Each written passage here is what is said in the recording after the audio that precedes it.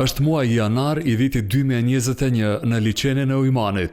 Serbët lokal po mbajnë ritin ortodoks të kapjes së kryqit derisa garojnë në masivin ujor më të rëndësishëm të Republikës së Kosovës. Fituesi i atij viti doli Nikola Milutinović nga Leposavići.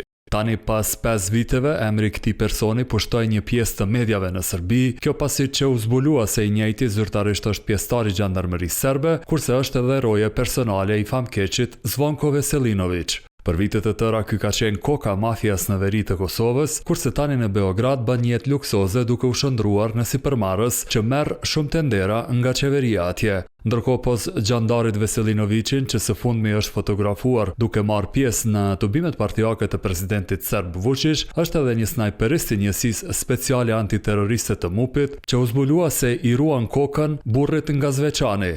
Media N1 raportoi se bëhet fjalë për Nexhelko Gole, pjesëtar aktiv i njësisë saj që e ka bazën në Batajnic. Këtë javë zbulua se edhe i kërkuari nga Republika e Kosovës, i cili ndodhet po ashtu në listën e kuqe të Interpolit Milan Radojić, ka të angazhuar gjandar për sigurinë e tij fizike.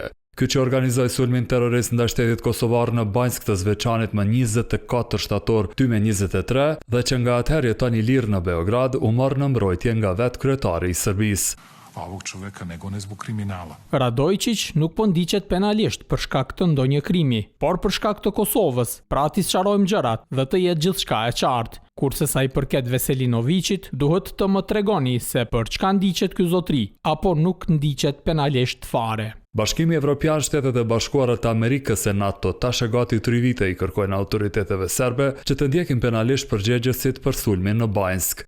Shumë prej këtyre personave, duke nisur nga organizatori i sulmit, ndodhen në shtetin fqenjë verior të Kosovës, ku kanë krijuar një grup për mbrojtje të afërt të Vučićit. Kjo sidomos në periudhën gati 20 mujore që regjimi qeverisës atje po përballet me protesta masive nga studentët.